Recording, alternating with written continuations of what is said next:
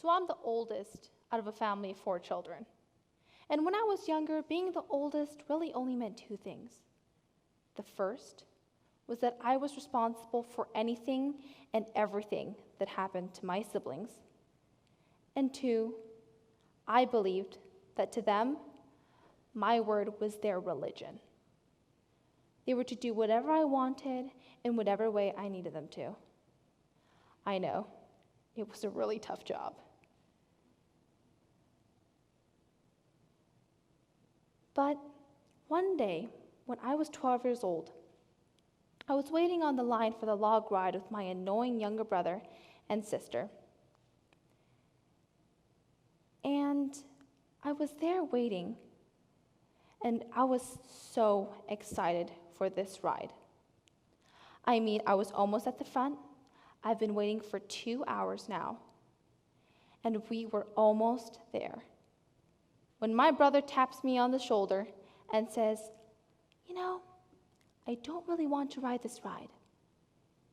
So I say, "Really?" And now a thought hits me. If my brother did not ride this ride, then I was not riding either. And when I'm not happy, nobody is happy. So selflessly caring for my family and the peace and sanctity of our relationships, I decided to take matters into my own hands. So I go up to him and say, "You know, Caleb, do you want to be a big boy?" And now at the ripe old age of 5 years old, there's really nothing more that he wants to be a big boy.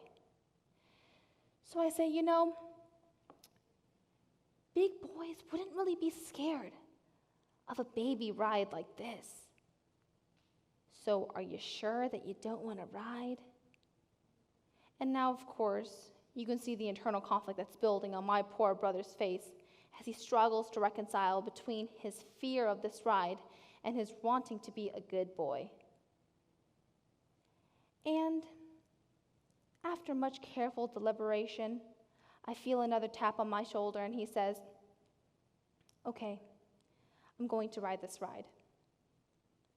And everything's fine until suddenly our log starts going up in preparation for the drop. And you see my poor brother's face get paler and paler. And suddenly, this happens. And that's my younger sister in the front right there. It's obvious that I got all the good looks in our family. Or maybe not.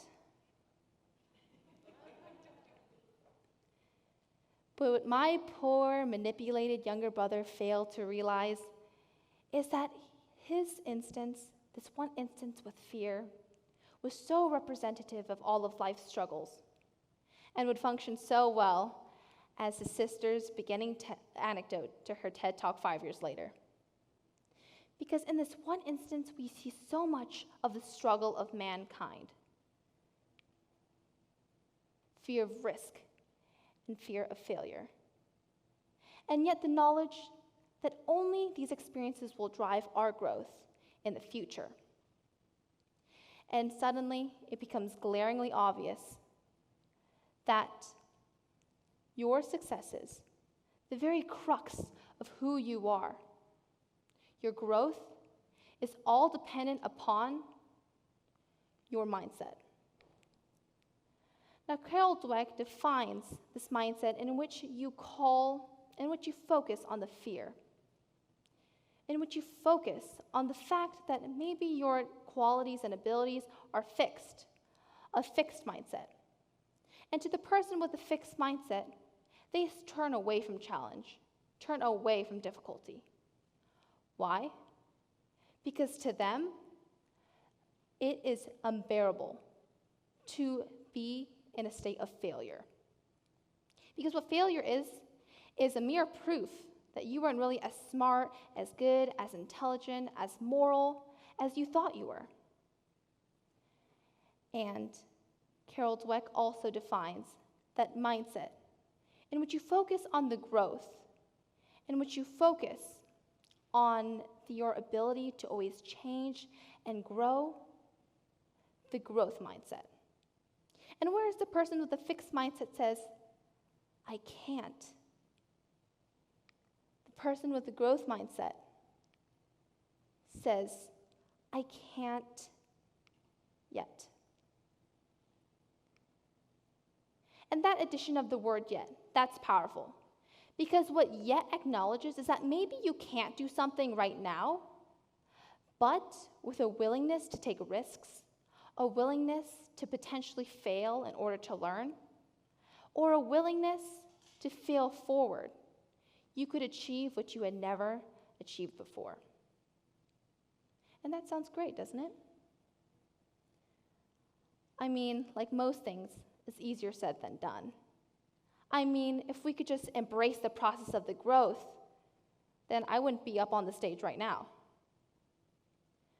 I believe that the reason why it is so difficult for us to just embrace the growth mindset, the reason why the growth mindset is so overlooked, is because our society puts an emphasis not on growing and learning, but on an aversion to failure.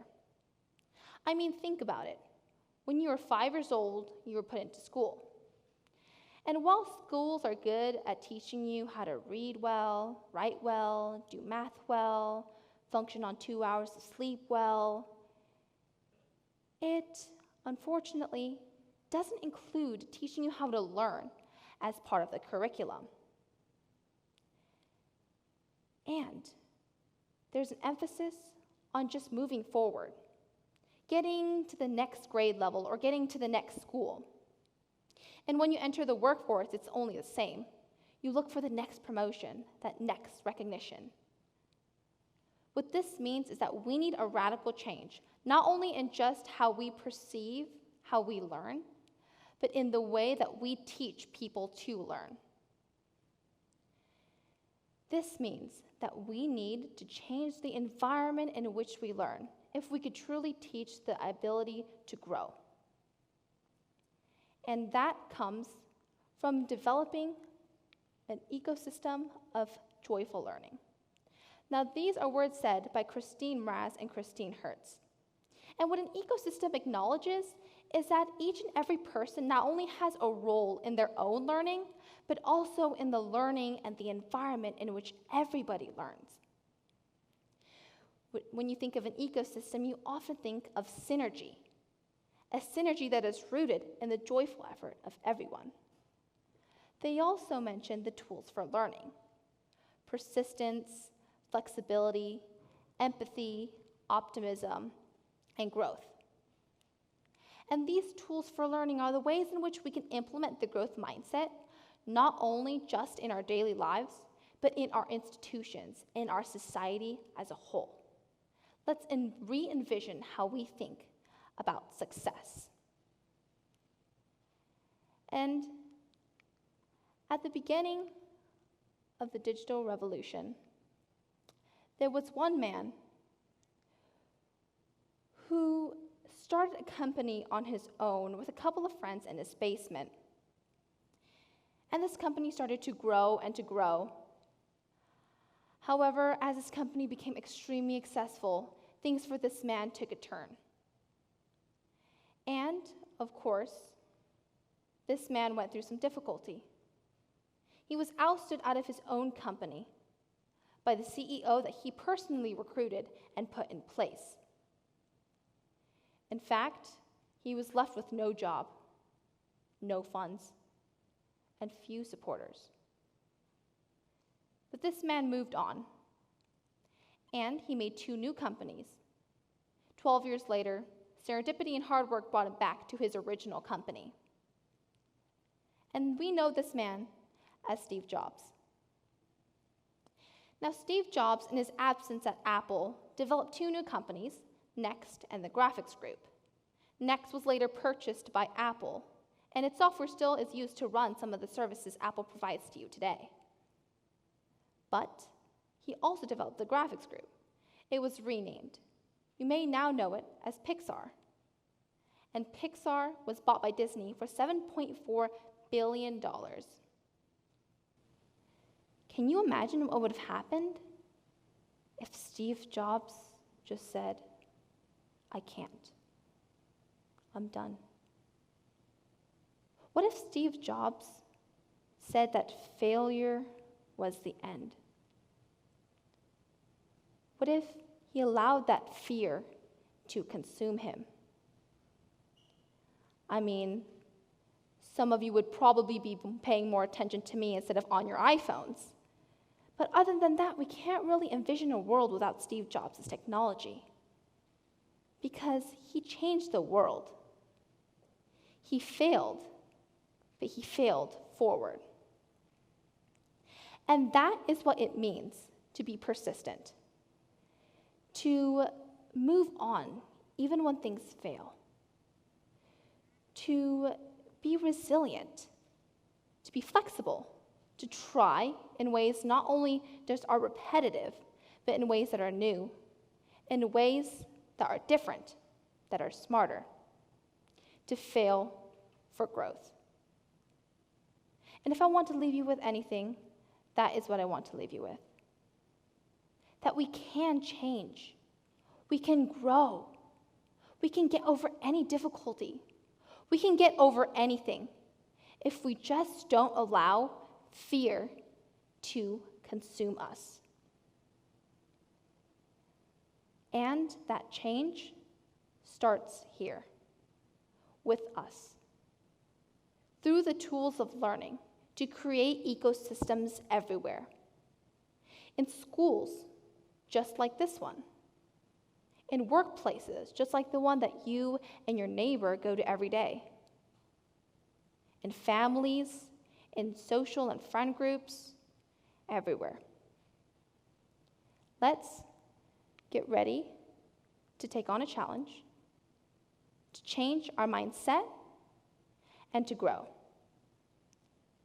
Now, of course, some of you may be wondering if I permanently psychologically traumatized my brother at the age of 5 by forcing him onto that log ride 5 years ago. And I'm happy to say that although he was quite devastated after the ride, he now has gotten over his fear of roller coasters and now loves the thrill. In fact, he doesn't really need any more convincing from me. Although I'll let you be the judge of a more recent encounter. Thank you very much.